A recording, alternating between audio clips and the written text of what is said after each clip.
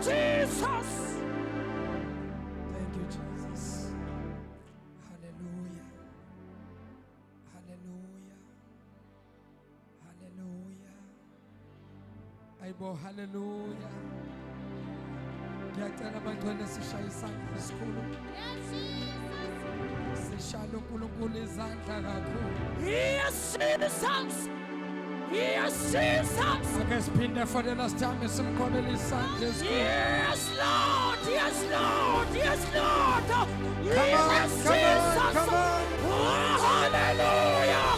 Oh, Oh, hallelujah. hallelujah.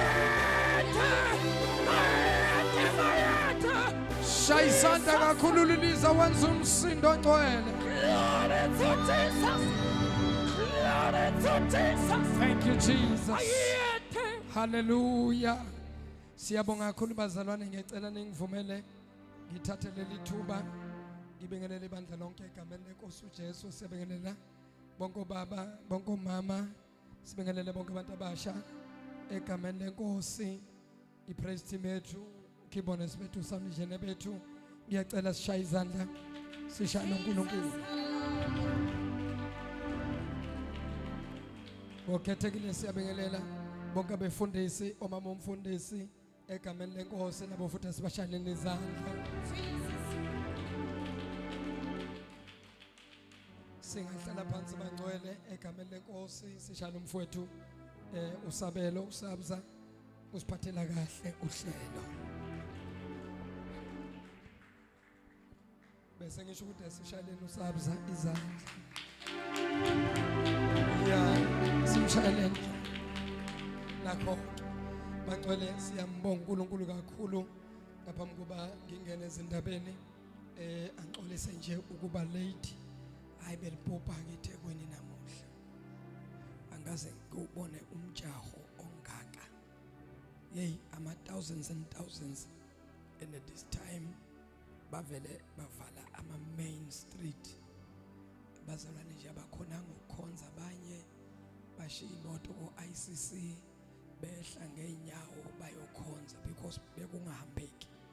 Kunomjaho omkhulu lapha eThekwini. Into yaseThekwini ke ngeke uyazi kwesinye isikhathi egameni leNkosi, kodwa kuko konke sibonga uNkulunkulu oza nami ngize ngashiya emgwaqeni imoto ngayikhiya sehla nabo umshana sehla ngeenyawo kanti lensizwa iyasibona bavele ngayinikeza ukhiya ngathi indoda soyobona ukuthi uyipaka kanjani imoto.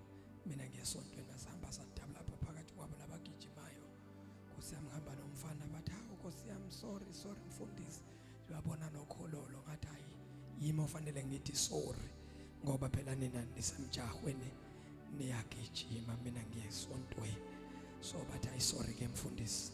So sagcina ke sifikile bangcwele enkonzweni kanti ke okunye kwesibili besinenkonzo enkulu ke kunensizwa for sure niyayazi ke lesenzele sound ubaba lo ya ubaba lo ke hayi namhlanje izolo beziyopheleliswa inkomo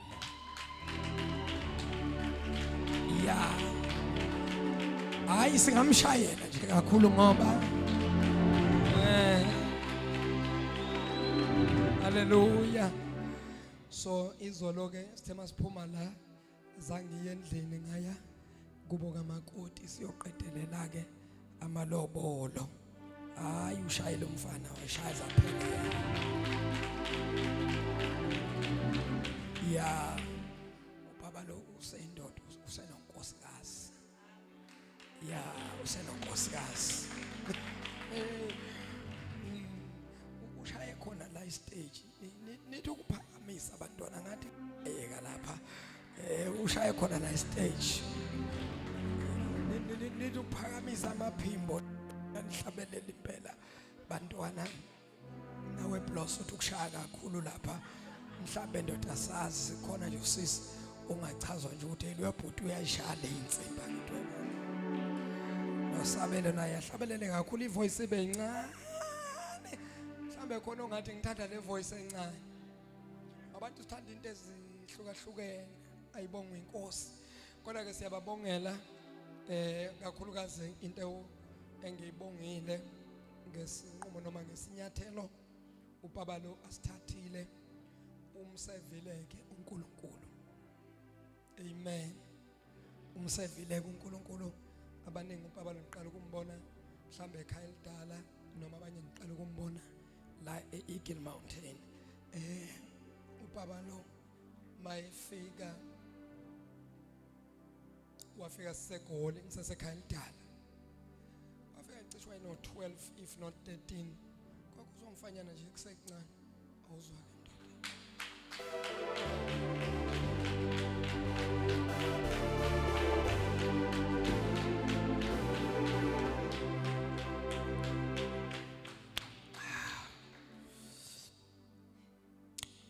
Amnandi amanzi asemhlathuze. Amen. So mayefika ke belapha nje ku 12-13 years. Thanda isonto washaya amadramu ubaba lo. Sakusashaywa iband kuneband. Eshaya amadramu edlala amadramu bekudramist. Ngiyabathatha nje nomunye umfana bathutsepho. Ngiyabalokhuza, ngiyabathatha, ngiyabatraina, ngiyabafundisa emini lapha kuyacheckwa. Kufakwa isound, ngibapractice ngihlabelele, ngibatshela ukuthi ayishaya kanje, shaya kanje. Bakhula ke. So ngendlela ethanda uNkulunkulu wayesafunda isikole. Umama wakhe ngelinye ilanga wathi ngicela ukubona lo muntu olibele ukuthi ubaba wakho wangicela ngaya kubo kaBaba lo ngafike ngamthola umama wakhe. Wathi hayi bengifuna ukubona bengakabe umfundisi ngiseso brother. Wathi hayi bengifuna ukubona umntwana nami siyalala ukukhuluma ngawe.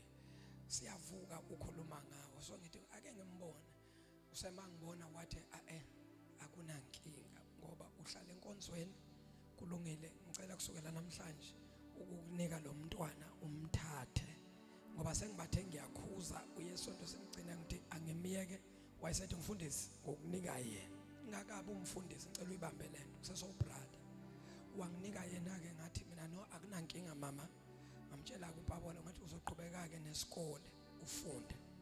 So belala lapha ke esontweni zimthengele ibhontshi lapha nezingubo walala ke esontweni hlala esontweni uyavuka ekseni ageze aye esikolweni apha nthili ke waze ke wasiyeka isikole kodwa still noma sasekele isikole welokhu eqhubeka nje ethanda uNkulunkulu trainer lapha wayenza isound nomunye oyenza isound eGoli big boy bonke abafana abatrainwe yimi lapha intwana nje engisitrainile because ayikho into bengayenzi mina bengenza isound bengiashara bengishutha bengimixa kulabo abashutha ayikho into engayenzanga ngenze konke bengi-intercessor ngikhuleka.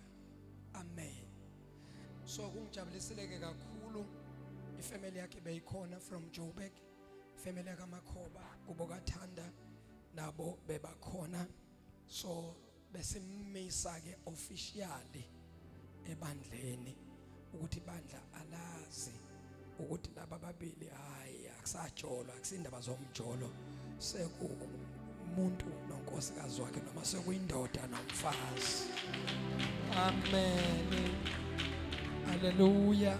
So seshuthi ke kuba kuhle uma ubona abantu abasha bethatha lesinqumo bezibophezela bengena kuhle kakhulukazi mina ngibe proud ngani ngoba umfana ufike nje namhlanje uma senonkosikazi kimi kube yisibusiso usho ukuthi all these years in the absence of his father I was a father to him. He respected me ubenza yonke into mangimthuma sometimes abanye bathola okuncane lapha kokugibela mase baphenduka baguduka bemakhaya nalapha kuthi khona okuncane sibanika kona sithi bazalwane nawo umnikelo nje ukuthi niphinde nibuye next week akusikhona ukuthi siyabaholela ibandla lina imali uholela abantu kodwa sibanikeza itransport ngoba bayasikhonza so kubo bonke ke laba bathola imali zetransport ubaba bengathola imali yetransport bengemtshela ngithi mfana uNkulunkulu uyokubusisa wena qhubeka nje wenza umsebenzi. So last week uthenge imoto namanje ngihamba ngayo ilanga phandle. Ayinabona thenga imoto enhle namhlanje ngiphume eThekwini sengilate wathi baba ngeke le moto uhamba ngayo izokufikisa late kakhulu ngcono uthathe le yami. Omunye umuntu bezothi ayi mfundisi ngoba ifamily yami ikhona ngisabakhipha ngibathi ngithi ubabone isithe kwathi baba thina sizohamba ngale ka KK wena thatha le uhambe wenza ngathi ke naku ukukhulisa nabathi ke abazali ukuzala ukuzelula basho into enje mshaleni izandla ke bancane. Amen. So siyambonga ke uNkulunkulu ke ngisazoshadisa khululeka ngisazoshadisa ngiyasola nawe before lo nyaka uphela sengisho wena before lo nyaka uphela ngenzeka mawungameswanga ungameswanga come 2026 kukhona nje ngithi ngibabuka nje ngubona umshado yazi ngiyawubona umshado la kuwe nje ngiyawubona nje abangikhola ngikhuluma kanjena ke ngikhuluma netsong. Haleluya. Siyambonga ke uNkulunkulu bazalwane kube yisibusiso kula lenyanga ephelile bese sengaleke Alex singakamuve Alex nakhona futhi kunensizwa nje ebese ingihluphile Nkosi yami kodwa ke egcineni nayo uNkulunkulu ayibusisa ngomsebenzi yabese yithi baba ngicela ukuthi ungilokhuze ngavele ngamlokhuza wamiswa naye sone nje bazobe beshada. Haleluya. Sisho ke umsebenzi kaNkulunkulu kubazalwane siyambonga uNkulunkulu egameni leNkosi. Amen. Ngicela simshade izandla uNkulunkulu egameni leJesu. Ngithi lo mhlengi ungubani na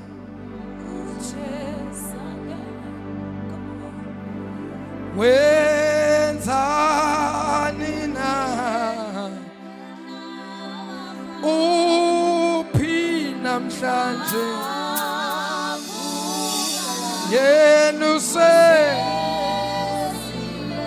sesimele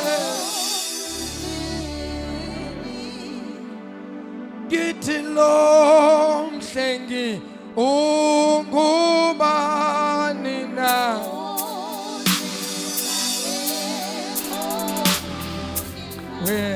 wenzani na uphi namhlanje yena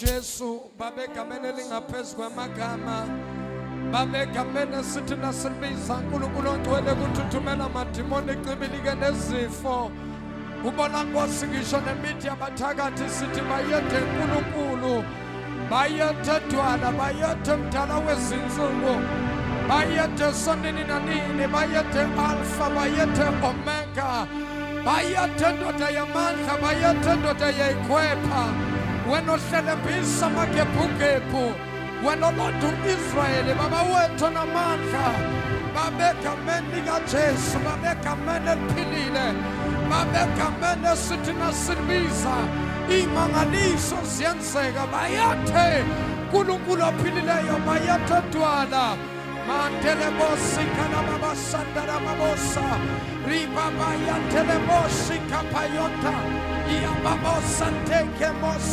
ikhandele bosaya ikhandala mamasota Baba siyabonga ngegama lenkosi uJesu Kristu waseNazaretha Baba sithusu ngolungo lwakho amandla ngawakho awethu namandla siyabonga uNkulunkulu ophilayo egameni likaJesu Nazaretha ongcwele Baba sithulisa imimoya Baba sithulisa amadimoni ngegama likaJesu waseNazaretha. Father, we bless you. Father, we worship you. We give you honor. We give you praise, my God. We give you glory, Father. In Jesus' mighty name, touching the way yako. Nkulunkulu ongcwele egameni likaJesu waseNazaretha. Father, we bless your name. Father, we worship you. In Jesus' precious name we pray. Amen and amen.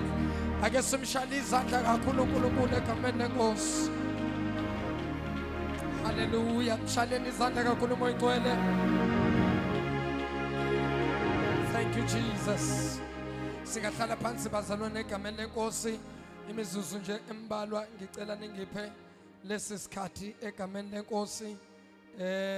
Abasecinci ke ngithola imessage ukuthi abekho namhlanje phakathi kwethu kuthiwa lidlive ubusuku bonke umgwaqo lapha imoto zikhona ngisho ukuhamba ziyashelela ngithi hawu kanti ecinci inkosi yami kunetha ngaleyo ndlela ukuthi ngabe imoto zisakwazi ukuhamba kodwa kwelinye iside ngathi kuhle ukuthi mhlambe bangabikho ngizokwazi ukubona abasemhlathuze ke namhlanje ke awu bazalwane nibonakala kahle yinina laba mhlathuze yinina laba ya yinina laba siyabona ukuthi ke manje usengicasha ngecinci manje ngicashe ngecinci nelove nengezi namhlanje ke hayi ke icinci imvele nje yanibeka obala ya usuyabona ukuthi okay naba ke abasemhlathuze ngicela simshayele izandla nkulunkulu kakhulu amen. Ngiyacela ukubona izandla zabantu abaqala ukufika phakathi kwethu egameni lenkosi abakhona nje phakathi kwethu abathi ngiyaqala ukufika namhlanje la emhlathuze kodwa nje solo ungifikele ngizwela nje ubumnandi bokuba sendlini kaNkulunkulu. Cela uphamise isandla sakho la ukhona sifuna nje ukukwamukela sikwelcome sikunikeze uthando. Bayikhona uqala ukufika mhlawumbe uqale last week usekuya kwesibili uyayinhlekele nkosi yami hayi bomphathi baphathi bami nkosi yami siyabonga uNkulunkulu anibuse sebafowethu kakhulu egameni lenkosi uJesu siyabonga inceke zenkosi inkosi inibusise inkosi nenze kahle mina ngiyakholwa ukuza kwenu kule ndawo akulona ize kodwa ikho eniza kuyifumana ireceiver lena ngathi yakhatha sabuz ukuthi kuyipositiona kahle egameni lenkosi ni right kodwa bazalwane ake ngibone izandla zabantu bebakhona Friday ku6 to 6 makhona umuntu ongaphakamisile nje bese uyamthinta nje ngendosolwane makhe kanti izikhiphani kuwe makhe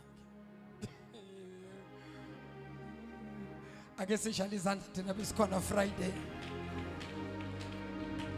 Amen. Asikhuthaleni bantwana benkosi asiphakameni bazalwane. Okunye efanele sikubambe abantu bayamazi babishabalala kakhulu. Angeke kodwa bebhule abantu bebhule bathi siyaphula ushabalala ukhona noma ke ngeke bazi. So wena ofanele ubatshele ukuthi nokhona babishabalala lapha emhlathuze uyibambe ngisho nakucincile egameni lenkosi uJesu uNazaretha ogcwele. So umsebenzi woku-invite nokutshela abantu nokudlulisa imessage kufanele kube yithina abazalwane esenza leyo nkonzo. Akumnandanga enkonzweni malokubona ubuso bubodwa njalo sesiyazana. Sisacela ukuthi abazalwane besize basilethele obunye ubuso esingabazi. Haleluya. Usuyamazi umzalwane oseduze wakho siyazana. So ake sithole nje abanye abantu esingabazi. Umsebenzi amandla manifuna ukubona amandla kaNkulunkulu esebenza kufana nala ungazobona ngathi uNkulunkulu akasasebenzi kanti akukho njalo. uNkulunkulu uyasebenza.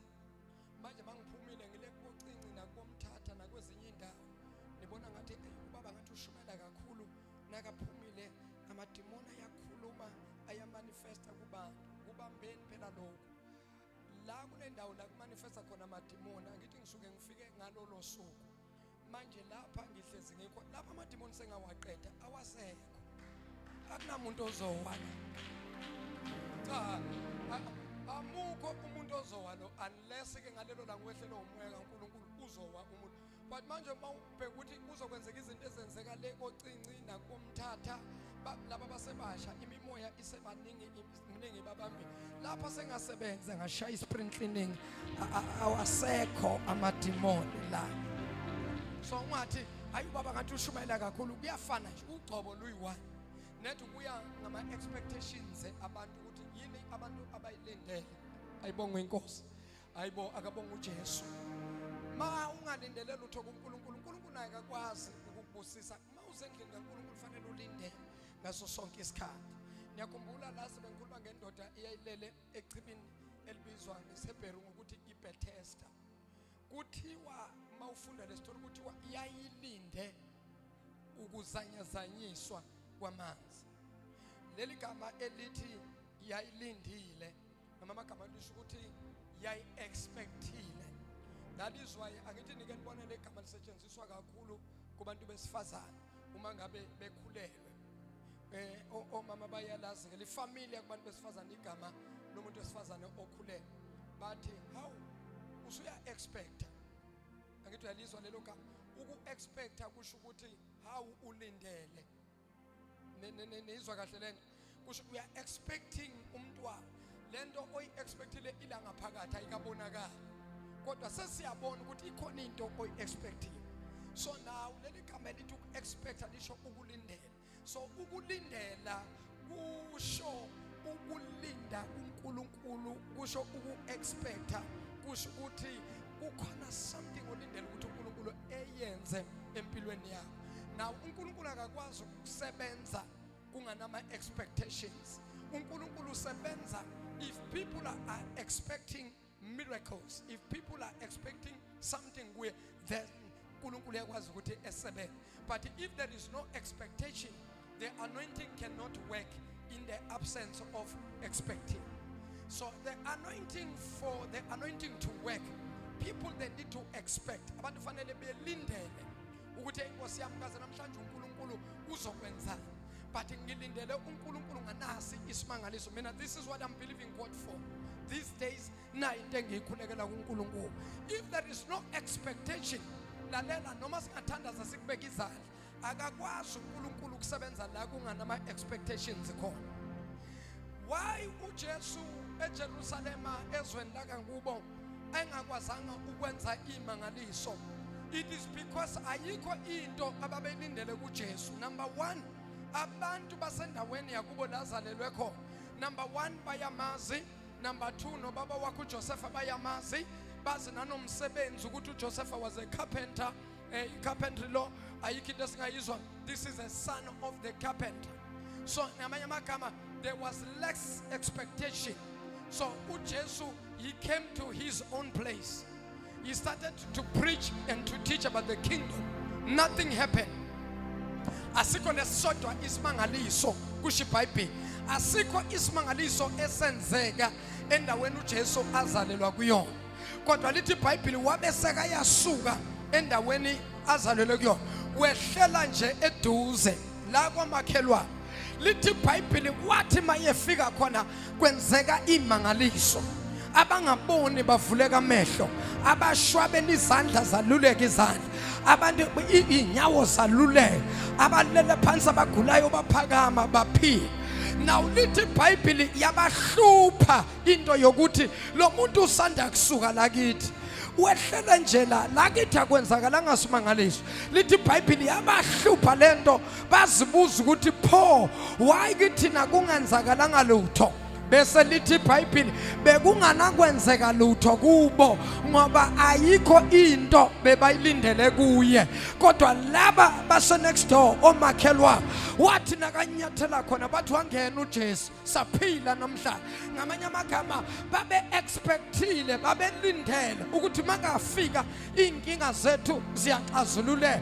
Lalelani bazalwa, noma ngathi uNkulunkulu usebenza kanjani, noma ngathi uNkulunkulu unamandla kanjani, ayikho into uNkulunkulu angayenza abantu bangalindele lutho. Asikho isimangaliso esingenzeka abantu bangalindele lutho. What causes or what makes miracles to happen is the expectation, is prayer expectation. What is it that you are expecting from God? If you came to church because it's Sunday today, you are not expecting anything, absolutely nothing will happen to you. But if you came to church expecting a miracle, expecting a breakthrough, expecting umsebenzi, signs and wonders kaNkulunkulu, kuzokwenzeka ngendlela olindele ngayo. Na ungalindele lutho akuzokwenzeka lutho, kodwa na ulindele uNkulunkulu kunento okholela uNkulunkulu ngayo, kuzokwenzeka ngendlela o expecte ngayo, nangendlela olindele ngayo, nangendlela okholelwa ngayo. Izinto zikaNkulunkulu zisebenza ngokukholwa. Uma ngabe uze esontweni kuzomakha iregister yokuthi ubukhona esontweni, akuzukwenzeka lutho. Uma ngabe uze esontweni uzobuka ukuthi uzibani bani begqoka ingubo enjani nezicathulo ezinjani, akuzukwenzeka lutho. Kodwa uma ngabe uze endlini kaNkulunkulu uthi ngilindele isimangaliso sikaThixo, yilento ezokwenzeka kuwe. Igama lenkosi malibongwe. Akongibuza nomakhelwane ukuthi ke makhe yini oyilindele ke wena, yini oyilindele. Kunabantu bazalwana nina ngambona uNkulunkulu ukuthi usebenza kanjani. Lithi iBhayibheli uma la kuhlangene khona babili bathathu egameni lami, ubambe lokho, bahlangene egameni lami, bayothi lapho bakhuleka, imikhuleko yabo ngiyakuyizwa. Whatever abayovumelana ngayo, abazobopha basemhlabeni ezulwini kuyaboshwa, abakhulula emhlabeni emazulwini kuyakhulula. Bangakho abantu abahlangene babili bathathu. Kunabazalwane abangena emoyeni because esontweni kugcwele. Makugcwele uyangena emoyeni. Makunabantu abancane akangena emoyeni. Amanye amagama umoya wakhe usebenza ngabantu nge-crowd, nge-attendance.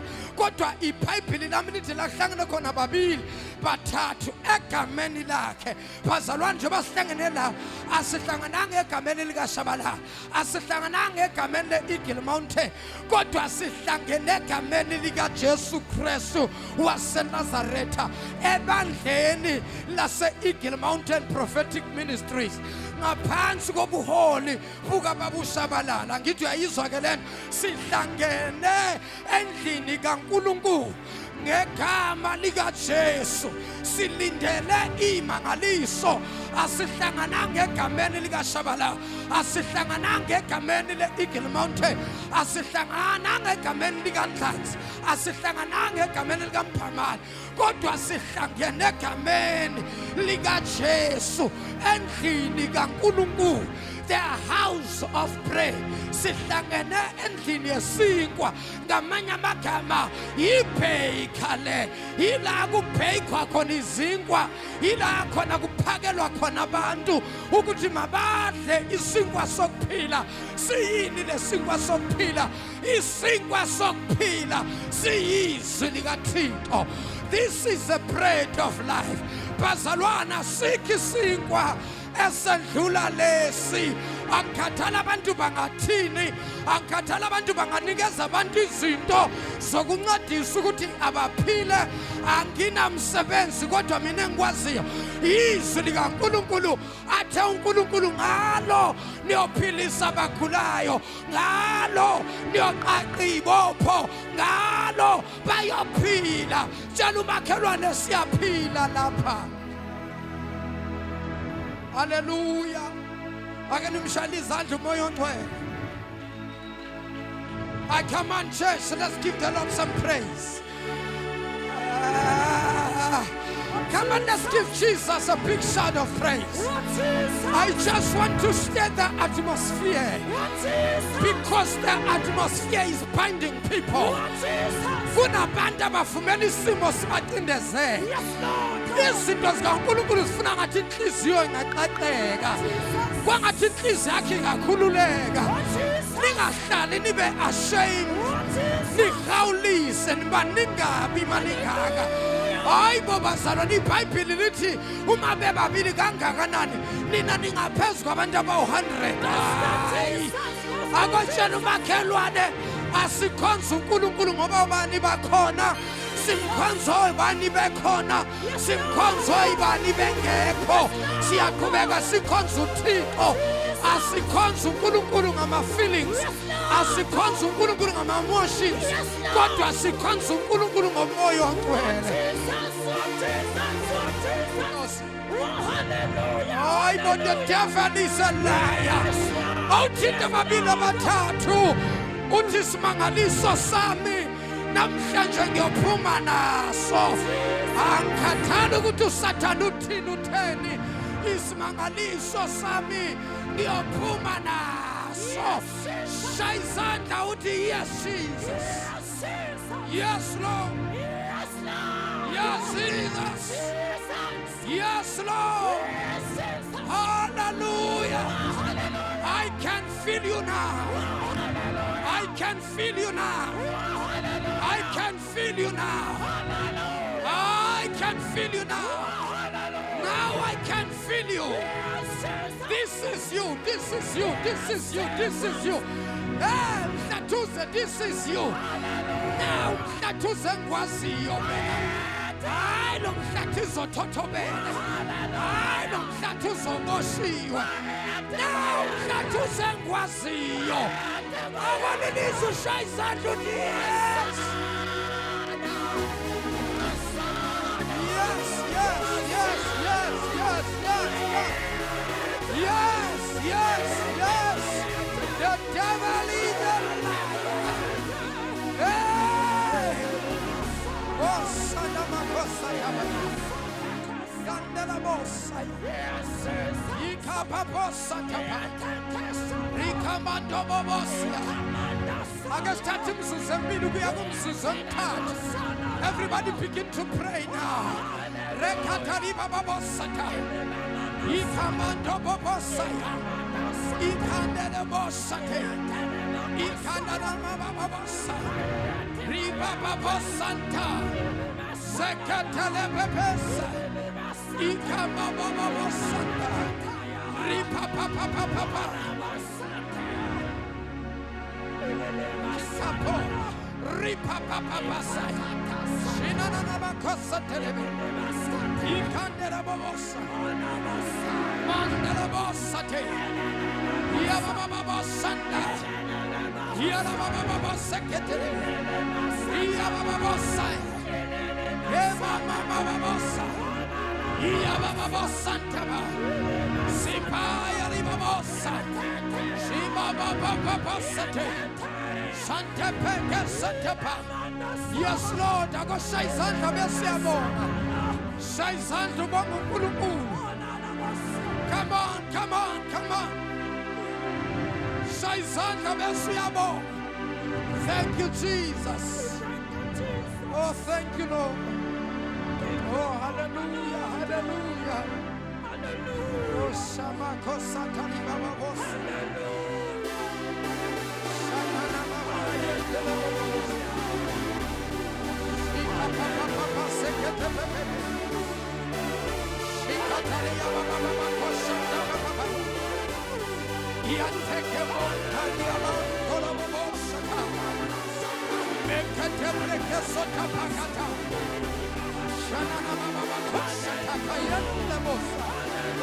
Oh, we bless your name, Jesus. We bless you, King of Kings. We bless you, King of Glory. Thou art worthy to be praised. We worship you, Jesus. We worship you, Master. Have your way even today. Shena nama baba yantelebus. Ura baba Santa Paya. Ura baba Sia. Thank you, Jesus. Thank you, Jesus. Thank you, Lord. Father, last time, Bazalana, Simkabeli Santa, Simshani Santa, Siniliza Sansum, see, don't do it.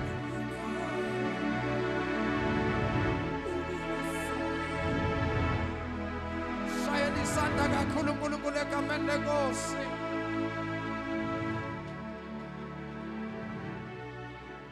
Thank you, Jesus.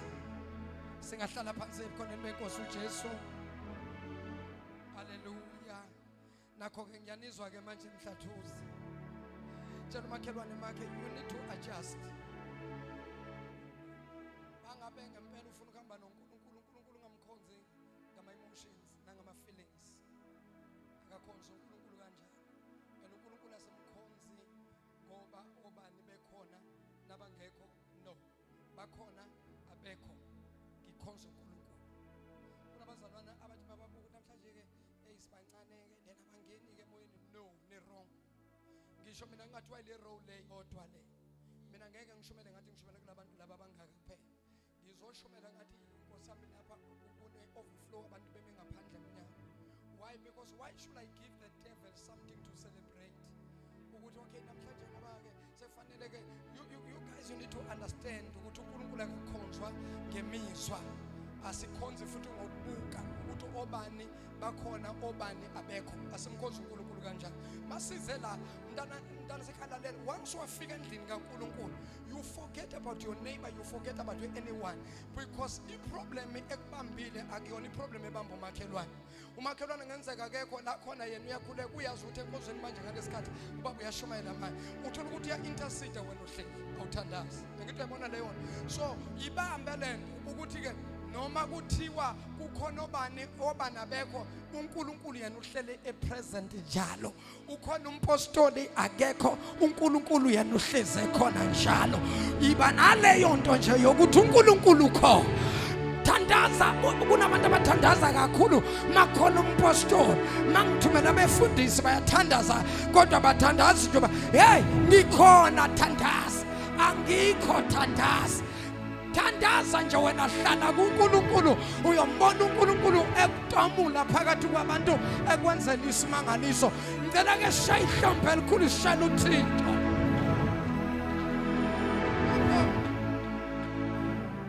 ngicela sithole izwi lenkosi sibe nenkonzo enamandla Friday ngiyithandile inkonzo ya Friday ngicela nishayele izandla ngi-enjoyile inkonzo ya Friday praise the Lord. Ngiyacela ukuthi sithole izwi lenkosi kwincwadi yeziKronike isahluko esika 12 iverse lika 32 only one verse. First Chronicles chapter 12 verse number 32. First Chronicles chapter 12 verse number 32. iziKronike zokuqala isahluko esika 12 iverse elika 32 only one verse kuna something uNkulunkulu ayikhulume nami very strong and I want to wake the church up because somehow the church is fast asleep.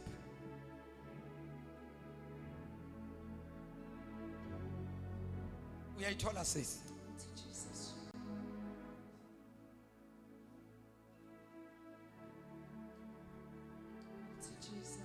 verse number 32 sisi iverse nje libe linye uyifunde ngesiZulu uyifunde futhi nange-English.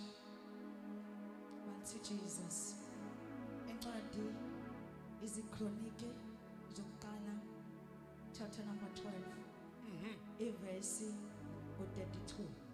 Yes. Ifundeka kanje. Kubantwana bakwaIsakhare ngabazi ukuqonda izikhathi ukuba bazokufanele ukwenziwa ngoIsrayeli. Izinhloko zabo zazingamakhulu amabili. Bonke abafowabo balalela izwi labo. Salusumbambo 33. Jesus. Yes. Kuzebhiloni abangaphuma impi bayihlele impi Yeah. benezikhali zonke zokulwa yizinkulungwane ezingama-50 Kuzebulon. yes bezihlela kanhliziyonye Bezihlala nganhliziyonye. Jesus 34 Mbambo 34 bese uphindela ku 32. Ngiyazi ukuthi abantu abakezwa lutho manje. kuNafethali izinduna eziyinkulungwane KuNaftali kwakuyizinduna eziyinkulungwane kuNaftali. zinezinkulungwane ezingama-37 Zinezinkulungwane ezingama-37 eziphethe ihlangu nomkhonto lalela ke kukhulunywa ngestrategy sempi la kukhulunywa ngestrategy sokulwa zaziphethe isihlangu nomkhonto zaziphetheni zaziphethe ihlangu nomkhonto zaziphethe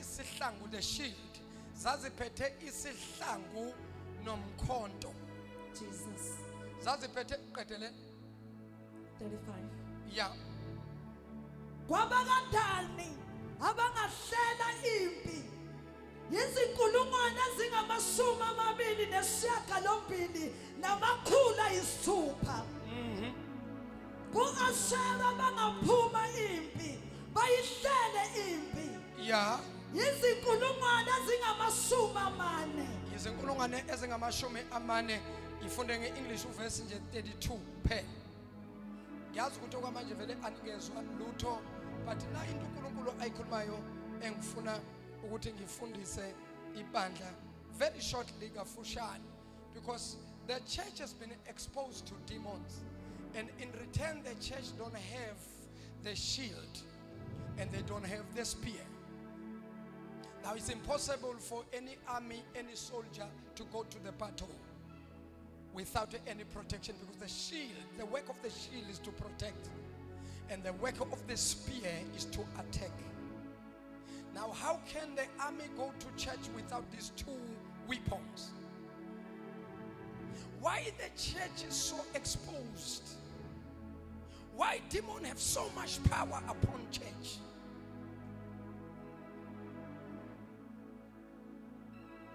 Now we need to understand this thing. We cannot go to the battle without a shield. We cannot go to the battle without a spear. What is the shield and what is the spear? Fundu 32. Verse 32. Of the sons of Issachar who had understanding of the times. Again ivule bafowethu le mic le. Ngicela ukuthi ezwakale lofundayo ngoba siya recorda inkinga. Phakamise plus nayo liyamuphakamisa mhlambe kuma monitor kuphela. Ngicabanga ukuthi ihouse yami right. Okay, ungafunda sister. Of the sons of Issachar Of the sons of Issachar who had understanding of the times. kubambeke lo. Of the sons of Issachar who have the understanding of The times. of the sons of Issachar who have the understanding of times, of the sons of Issachar who have the understanding of times. To know what Israel ought to do. Bamba, to know what Israel ought to do. Of the sons of Issachar who knows times. In other words, the sons of Issachar who understood times. Who knows when Israel should go out to the battle and when not Israel should go to the battle. Because the church is being attacked by the spirit of fighting without the understanding times.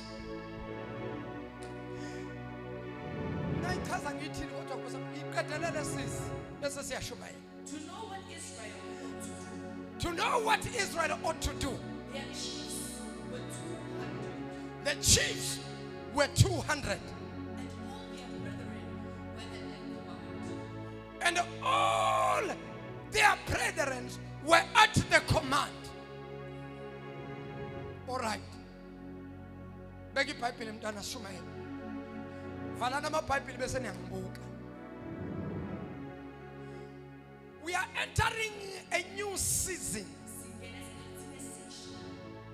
A season to know when to go out and a season to know when to remain.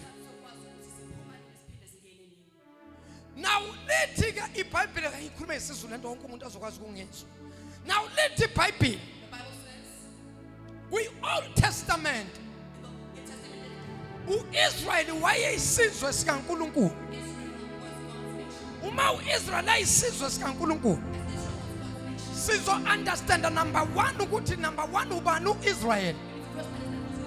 Ngeke uqonde umlando wesizwe sakwa Israel ungazi ukuthi uIsrael ubani. Ubani uIsrael asiqale kuye. Ubani uIsrael? uIsrael nguJakobe. uJakobe lona wayenomfowabo omdala igama lakhe kwakungu Esau. uJakobe lo yilona umama wakhe owezwa ubaba kaJakobe noma ubaba kaEsau ekhuluma noEsau. Uma ekhuluma noEsau wathi ubaba kaEsau noma ubaba kaJakobe, bheka ndodana sengimdala, iminyaka isihambile, manje akophume uyongisingelela inyamazana, uyibambe le nyamazana ungiphekele isuphu elimnandi, ngoba sengimdala ngifuna ukukhuluma isibusiso phezu kwakho njengezibulo. Waphuma uEsau wayozingela. Uma uEsau ephuma ayozingela, umama kaJakobe kanti uyizwile lento, wayesethi kuJakobe kumfowabo kaEsau, lalela ndodana, ngizwile ubaba wakho ekhuluma ethi umfowenu akayombambela inyamazana, abambe inyamazana apheke isuphu amlethele bese ubaba ukhuluma isibusiso. Wayesethi ke umama kaJakobe, manje ke asibambe nani izinyane, silihlabe lezinyane, sipheke isuphu, wena bese uthatha lesuphu uyalihambisa ulambisela ubaba wakho. Manje lithi iBhayibheli bakwenza lokho, bahlaba izinyane lemvu. Uma beqeda ukuhlaba izinyane lemvu bapheka isuphu. Malivuthwa isuphu, lithi iBhayibheli mama kaJakobe wathatha isikhumba lesemvu wasigqokisa uJakobe. Maye egqokisa uJakobe, uJakobe wahambisa isithebe lesa noma isitsha lesesiphatha ukudla, wafika phambi kwababa wakhe wathi, baba nali isuphu lakho engikuphekele lona njengokucela kwakho. Waphendula ubaba wathi, awundodana namhlanje usheshe wayibamba inyamazana. Wasephendula wathi, hayi inkosi benami, kodwa kwaba khona into exakayo, ngoba lo baba lithi iBhayibheli ubesemdala ngabona emehlweni. Manje labafana wayekwazi ukubahlukanisa ngezinto eziwu2. Lithi iBhayibheli uEsau wayenoboya ezandleni, kepha uJakobe wayesmude ngenalutho. Okwesibili ubaba wazi ukubahlukanisa ngako, iphimbo likaEsau belingafani nelikaJakobe. Uma ngabe uJakobe lethi plate eletha ukudla phambi kwayise, uyise wezwa iphimbo lika Jakobe wayesethi kodwa iphimbo engathele kaJakobe wasethinta izandla wezwa ukuthi izandla zinomoya waseba convinced ukuthi uEsau ngoba uEsau unomoya kanti uJakobe ugqoke isikhumba semvu mayethinta uthinta uboya bemvu wahlala uJakobe wadla umuntu omdala wadla umuntu omdala wadla umuntu omdala waqeda ukudla uma eqeda ukudla wayesethi sondela ndodana ngikhuluma isibusiso phezukwami ngicela nibambe lento wayesekhuluma isibusiso uthe lapha release isibusiso mayeqeda uJakobe wathatha izitsha wazambisa wayesethi umamakhe wazala amasinyane wathi yabona manje sekufanele ubaleke ngoba uEsau njengoba ebuya uzoza ukuthi wena uphekelwe ubaba wakhe isuphu abeseyalwa akushaya kubulala wayesethi baleke uyohlala kwamalume umalume uLabani wabaleka uJakobe wayohlala kwamalume uLabani lashona ilanga endleleni uma kushona ilanga endleleni wahlwa kwaba mnyama uJakobe kule ndawo la ehlele khona wathatha itshe walenza umcamelo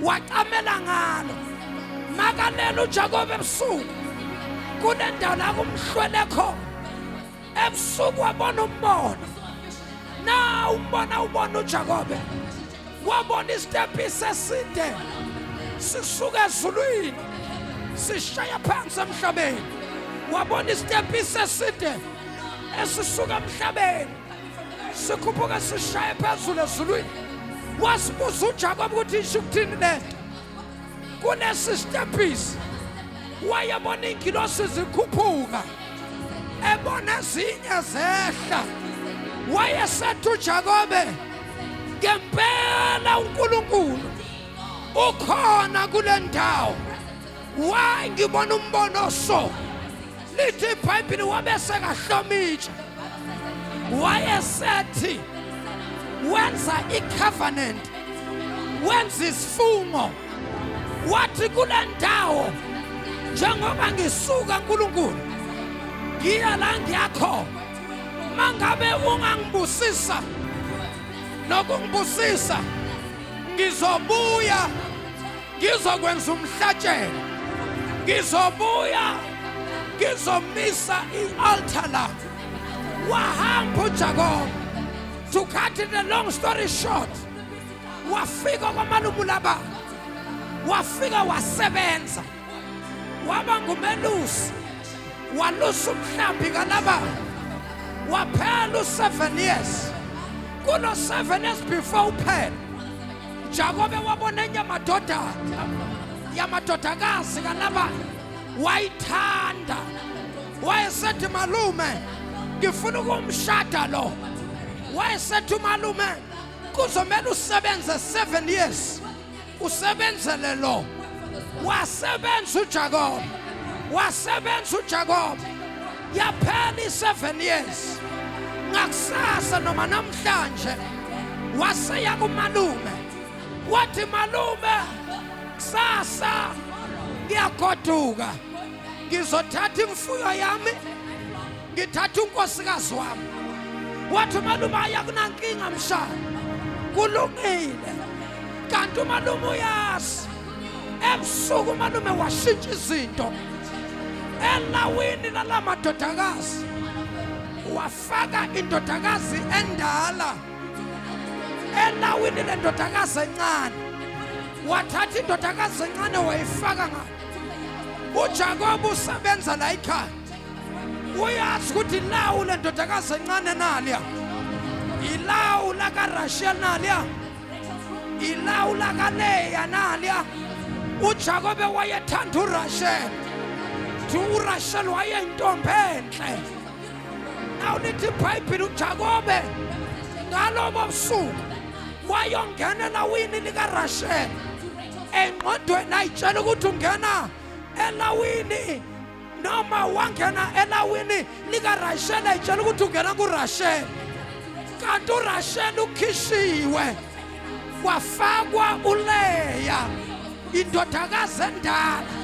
Uma engena ebusuku ngoba vele ubesemsebenzele. Uma engena ebusuku wayetshela ukuthi ungena kuLeya noma kuRasheli. Wayetshela ukuthi ungena kuRasheli kanti ungena kuLeya. Wangena kuLeya. Uma engena kuLeya laduma phakathi ekuseni nabavuka. Umalume wayehlezi ngasemnyango.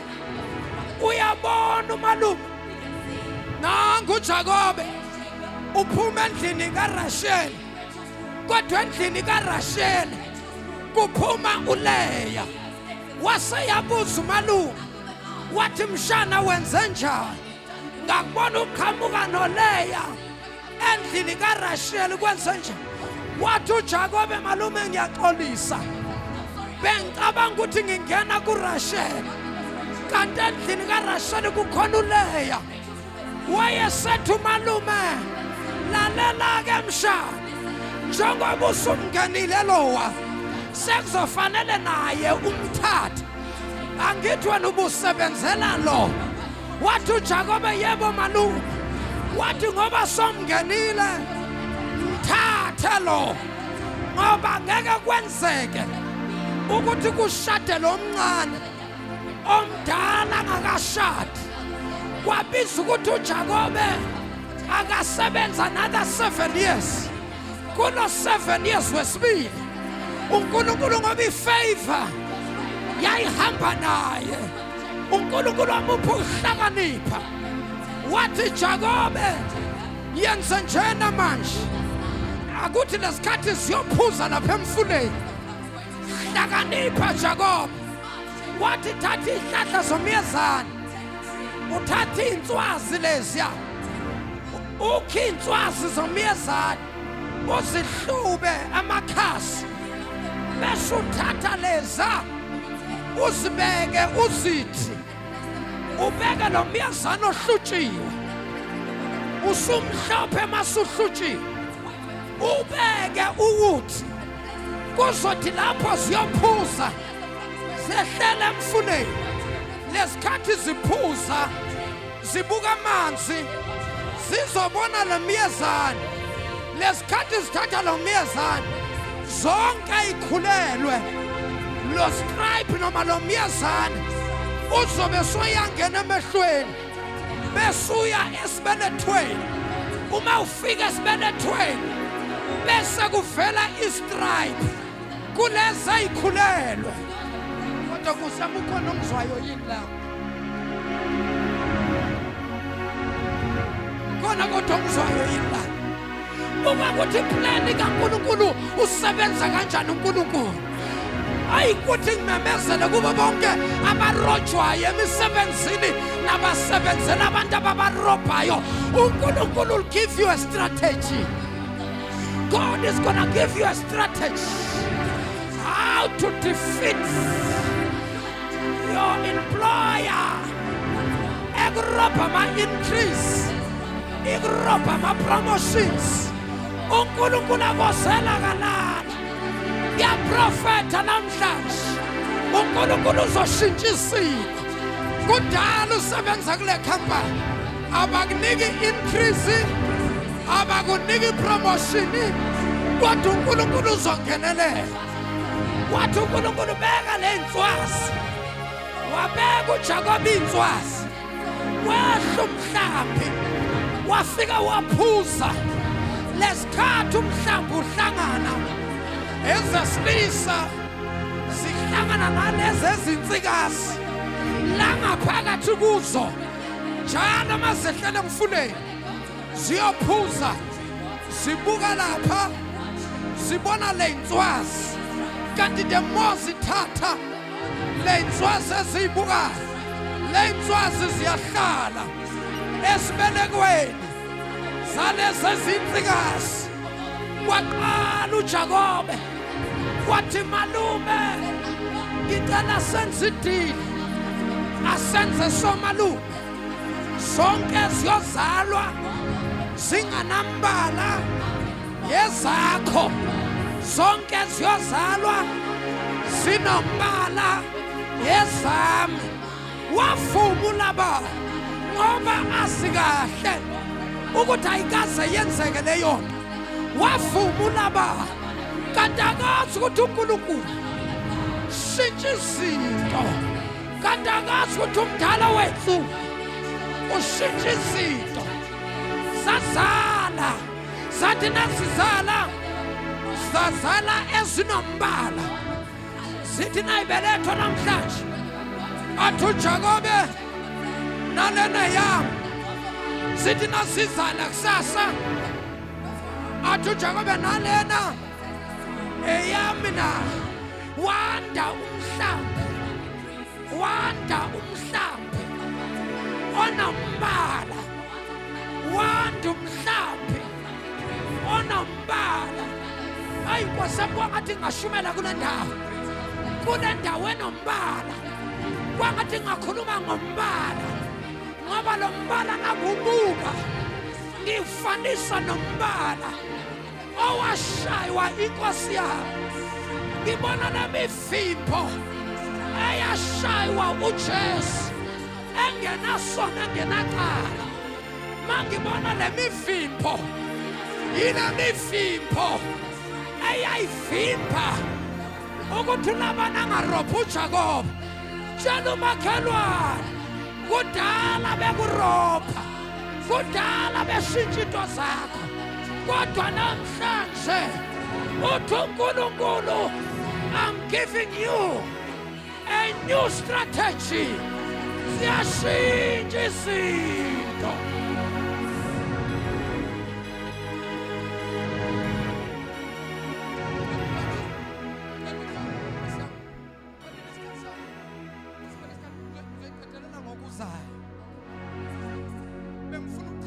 uJakobe ukuthi abantu bamazi ukuthi ubani uJakobe uJakobe uNkulunkulu esembusisile waphuma ekseni nomhlambi wakhe omningi waphuma namakhosikazi akhe amabili lithi iBhayibheli bafika endaweni ethile uJakobe wabesekawelisa umhlambi wabesekawelisa namakhosikazi akhe wawelisa neingane zakhe wasala yedwa lithi iBhayibheli ngalobo busuku wabambana noNkulunkulu ubusuku bonke wabambana uJakobe noNkulunkulu waba wahlala kule ndawo kwaze kwahlwa kwaba mnyama ebusuku uJakobe waqhamuka ingilosi kaNkulunkulu yavela ingilosi yathi nayivela ingilosi wathi uJakobe noma ngathi izinto ziyafana lo muntu uqhamuke ezulwini lo wasebamba ingilosi wathi ngibusise yathi ingilosi ngiyeke wayibamba uJakobe yabathe ingilosi ngiyeke wayibamba uJakobe yathi wathi anguyeke yathi ingilosi sekuhlwile ndoda ngiyeke wathi uJakobe ngiyeke sekuyeke ungakangibusisi yawayibamba ingilosi yabathe ingilosi yaphunyuka wayibamba uJakobe ayikwazi sivusela abantu ulezinsuku abazothi angimiyeke uNkulunkulu engakangibusisi angimiyeke uThixo ngize ngibone isibusiso ayihamba nabazalwane abangakwazi ukubamba into kaNkulunkulu noma sebabona ukuthi ugcotshiwe lo muntu wemphathisiwe lo muntu bakubuka bakufanisa nabo bonke abantu lalelani bazalwane bambani umuntu kaNkulunkulu ngoba umuntu kaNkulunkulu nani ngambamba uNkulunkulu yamthatha mbeke kwenye indawo kubiza ukuthi imali yombona libhadala imali eyishisiwe bambeni umuntu kaNkulunkulu asenani sebenziseni umuntu kaNkulunkulu asenani ngoba siyazikhathi uyothi uNkulunkulu ushabalala. Ngiyabona ngathi abahloniphe Mhlathuza. Hamba kwenye indawo. Mangifika kulo ndawo ngenza imangaliso. Bathi abazalwane kodwa Nkosi yami umfundisi washiya kanjalo nje.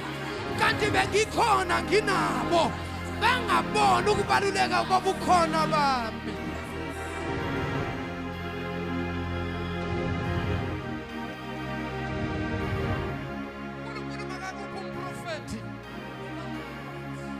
Bezela kulo mprofeti ngoba uNkulunkulu akalenzi iphutha. Abaningi nje ukuba khona kwami la, ukuma kwami la kunenqwaba yezifo engivala emindenini yenu. Kunezimpi engizilwayo, ezinye zazo nizazi nini, ezinye zazo ungabona izinto ngathi zihamba kahle ekhaya, kanti it's because kunomprofeti kaNkulunkulu. Umprofeti kaThixo uyanakekela, uyahlonishwa. Ngoba uNkulunkulu makavusela umprofeti, ngamanye amagama usuke efuna ukukhuluma nawe ngomprofeti wakhe. Ngoba thina si-understand ulimi lasezulwini.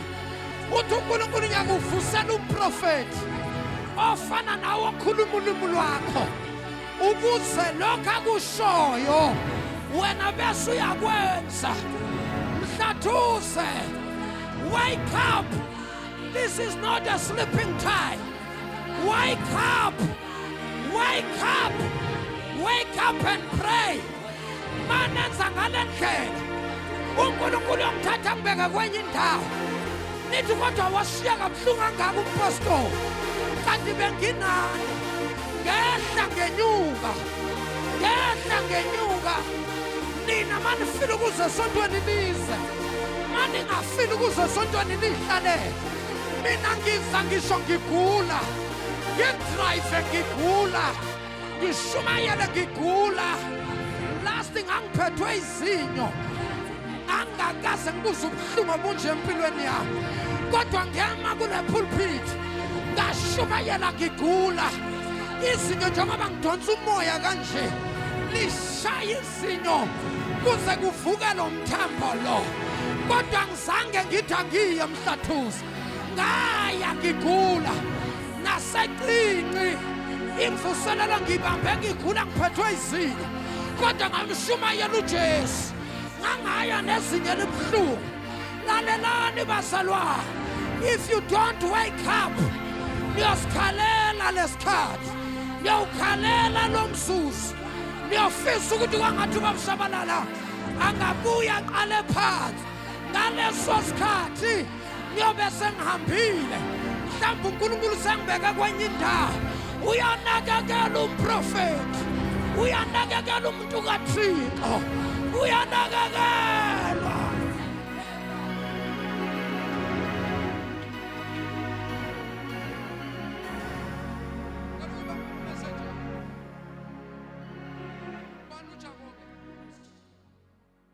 uJakobe after ubamba nengilosi ubusuku wathi masebusa yathi ingilosi ngidede. Athi uJakobe angudede ungakangibusisi. Wayelwela into yodwa uJakobe. Wayelwela isibusiso. Wathi I cannot allow myself to come against the man of God, to come against the prophet and leave the prophet without the prophet speaking the word. Umuntu kaNkulunkulu mawubona ukuthi nangumuntu uNkulunkulu membathisile lo muntu. Lo muntu ushumela izwi kaNkulunkulu. Lo muntu akaxubanisa izwi likaNkulunkulu. Lo muntu usashumela ivangeli esilaziyo. Uyabambelela kuloyo muntu. Ngoba isibusiso sakho silapho kulo muntu. Ubani uJakobe? Nayi ingilosi. Yabona ukuthi lo muntu angeke angidedele. Yabe sethi ingilosi okay. Jakobe relax. Yathi lalela muntu khululeka. Ngitshela ubani igama lakho. Alokho ayibambile uJakobe wathi uJakobe igama lami nguJakobe. Kodwa ayibambile ingilosi. Ayibambile wathi igama lami nguJakobe. yase yaphendula ingilosi yathi lalela ukusukela namhlanje igama lakho awusayi kubizwa Jakobe kodwa uyawubizwa Israel. Wayebizwa Israel from Jacob to Israel. Asiqale kuJakobe sengiyafana. uJakobe leli gama elithi Jakobe lisho ukuthi the robber, umphangi lo, umuntu ontshontshayo lo. Ukuthi Jakobe kusho ukuthi the robber, umuntu oqhikinyetsa abantu nje avela bambambe nje ngenqondo. Yabe sayithi ingilosi asikwazi ukubusisa ubizwa ngalelo khaya, kumele sishintshe igama lakho. Kodwa Nkosi yami ukhona ongizwayo yini la? Asikwazi ukubusisa usabizwa ngalelo khaya. Yabe sayithi ingilosi lalela ukusukela namhlanje igama lakho uzobizwa ngokuthi uJakobe. Wena Jakobe ukusukela namhlanje awusayi kubizwa Jakobe kodwa uzawubizwa Israel. Kusho ukuthini ukuthi Israel? Kusho ukuthi ubaba wezizwe eziningi. Wena ukusukela namhlanje uyoba ngubaba wezizwe eziningi, uyoba ngumama wezizwe eziningi. Wena ukusukela namhlanje awuzukusiza umndeni wakho wodwa kodwa uyosiza izizwe zomhlaba. Igama lami mabangethe ekhaya bathi nguJakobe. Kule family yakithi ngingowesithathu obizwa ngegama elilodwa. Umkhulu wami ozala ubaba wami uJakobe. Baba wami igama lakhe nguJakobe. Ubaba wami nakathola indodana wathi uJakobe. Ngamanye amagama sishare igama elilodwa sibathathu. Cela nibambe kahle lena. That is why mina, it took me many years to receive a breakthrough.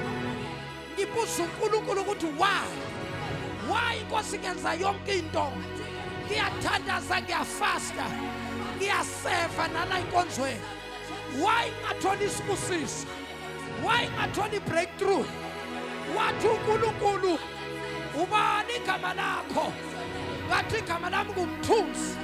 Wathi uNkulunkulu ubani elinye igama lakho? Ngathi igama lami nguJakobe.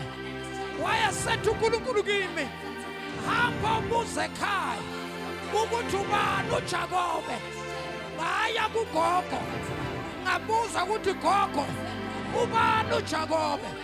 Wathi ugogo umama ongizalayo.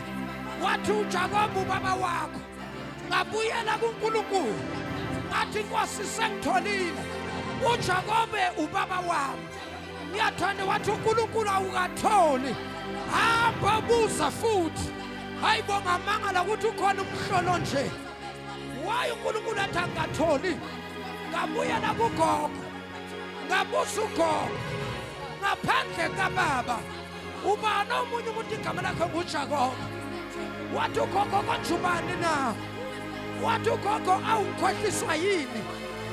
Umkhulu wakho ozala ubaba wakho naye igama lakhe nguJakobe. Ngabuyela kuNkulunkulu ngiphethe amadoda amabili, ngiphethe ikhehle elizala ubaba. Ngaya kuNkulunkulu ngiphethe ubaba ongizalayo. Ngathi Nkosi sengitholile ekhaya sibathathu esibizwa ngaleli gama. Umkhulu wami, ubaba wami, imina lo. Wayesethi kuNkulunkulu into enza ukuthi ungabusiseki kufanele ubreake lela gama kusuka kumkhulu wakho ukuza kubaba wakho ukuza kuwe. Ubreake generational curses ngoba kunomoya wawubamba ubaba wakho ubambe wena. Kunomoya owawubamba umkhulu wandlula wazobamba ubaba wakho, wandlula wazobamba wena. Wasethi uNkulunkulu breaker let me more. From that day ngathola breakthrough after praying, confessing the sins of my forefather. the sins of my father, my sins. Wankhulula uNkulunkulu. Now uJakobe, as I'm closing, ithi ingilosi kuye, angikwazi ukukubusisa usabizwa ngale gama. Ngamanye amagama kumele kushintshwe igama lakho. Leli gama lithi Jakobe lisho umuntu orobha abantu, lisho umuntu othatha izinto zabantu. uJakobe wathatha isibusiso sika Esau wasintshontsha. Maye fika kumalume naye bamrobha, wasebenza 7 years, waphinde wasebenza another 7 years.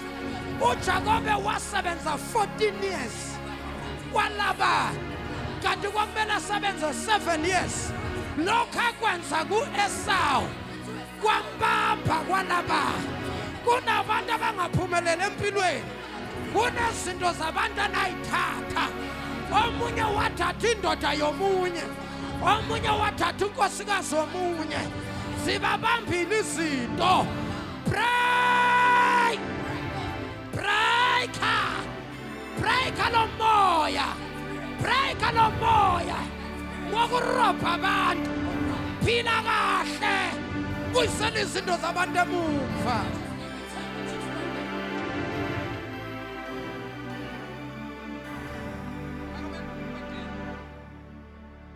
Yathi ingilosi kusukela namhlanje igama lakhe asayikubizwa Jakobe. Yathi ingilosi, from today your name is Israel, meaning you are the father of nations. In other words, uthi uNkulunkulu kuJakobe, don't take yourself lightly. You are carrying nations in your womb.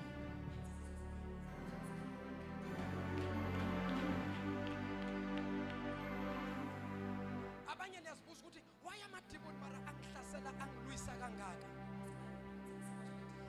Akahle kahle akulwiswa wena, kodwa kulwiswa into oyiphethe, kodwa Nkosi yami moya ongcwele. Sibona sihlasela amademoni sithi ngapha bayavala, ngapha bathakatha umangale ukuthi kwenzakalani. Akuliwa nathi, kodwa kuliwa nento kaNkulunkulu ephezulu. Moya ongcwele, kuliwa nento kaThixo ephezulu kwethu. Kuliwa nento kaNkulunkulu. Israel, lesizwe kuthiwa Israel, sisuka kuJakobe, lo owantshontsha ifa lamfowabo, naye sambamba phambili. Yathi ingilosi kusukela namhlanje igama lakho usayena uJakobe, igama lakho ngu-Israel. Isizwe sika-Israel sisuka kuJakobe, owathandwa uNkulunkulu. Ngoba lithi iBhayibheli uma ukhuluma ngoJakobe, Jacob have I loved, but Esau I hated. Usho uNkulunkulu uthi uJakobe ngimthandile, kodwa uEsau ngimzondile. Yazi yaba buhlungu into. Uzonda uNkulunkulu. Ubani ongathanda uzonda uNkulunkulu? Jacob have I loved, but Esau I hated. Cela ukuvala. La sifunda ikhona, the sons of Issachar aphuma kuJakobe. Kuthiwa kwakungabantu ababephiwe ukuhlakanipha amadodana lawa kaIssachar. uIssachar lo uphuma kuJakobe, ngisho njalo. Ngamanye amagama, the sons of Issachar bangizizukulu zikaJakobe.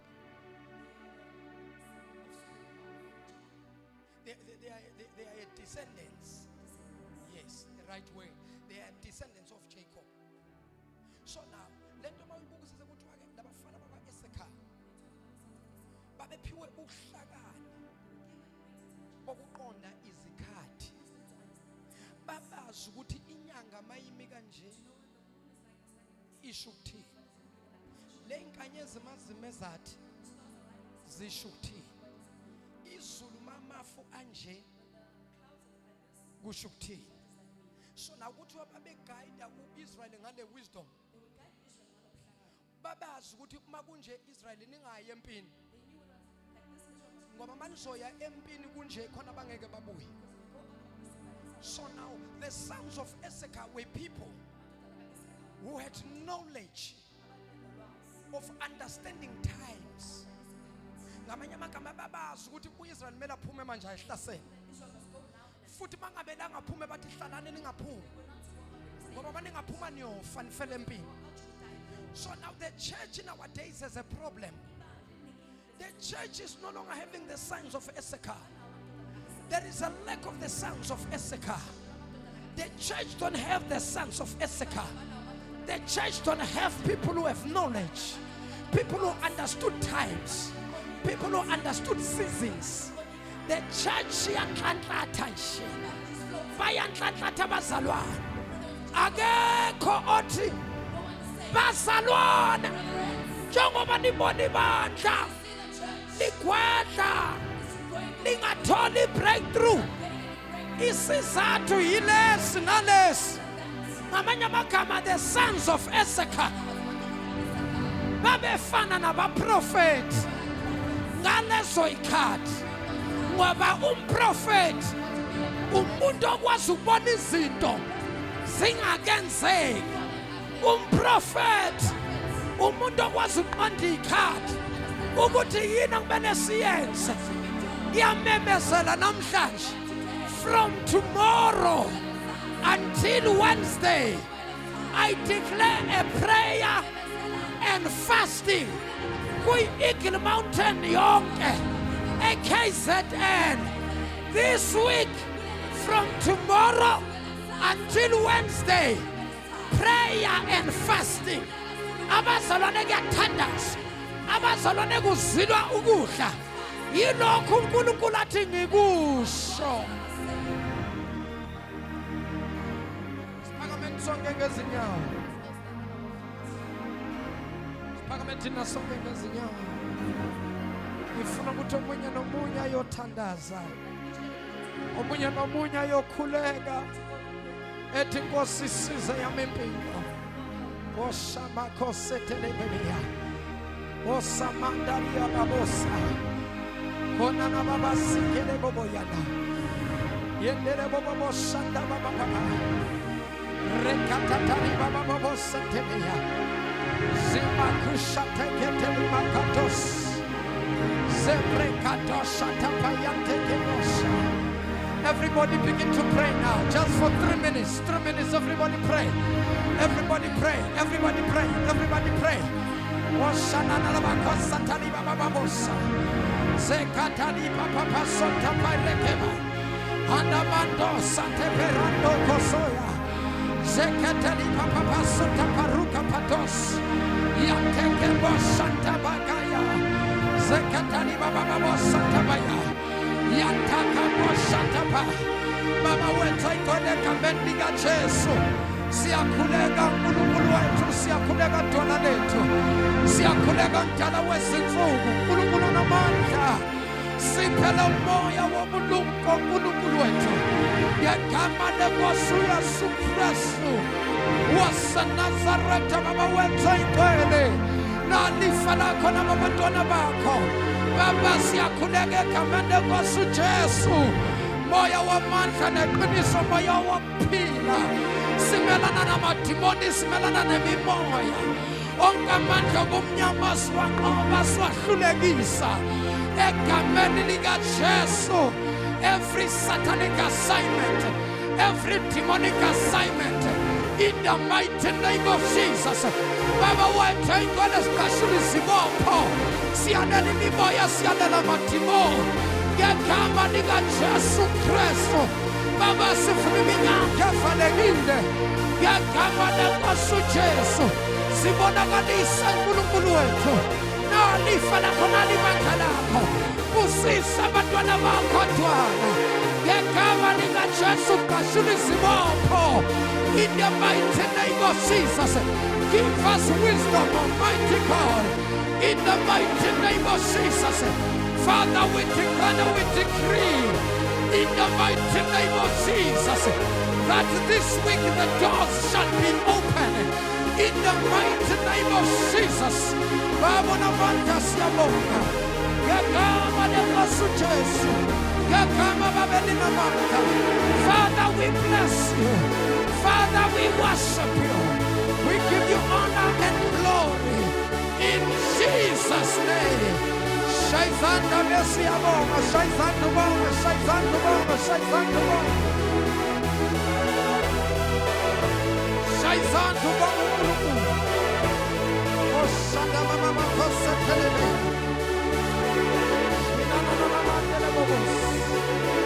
Thank you, Lord. Thank you, Jesus. Thank you, Master. In Jesus' name. For the last time, ngicela shana uNkulunkulu ihlambe elikhulu. Oh, thank you, Jesus. Hallelujah. Siyahlala phansi just for 3 minutes. Inkonzo yethu sifinyelele emaphethelweni. uNkulunkulu anibusise nonke ngicela nimshaya izandla uThixo. Hey, kunento engizwayo ezoqhuma la.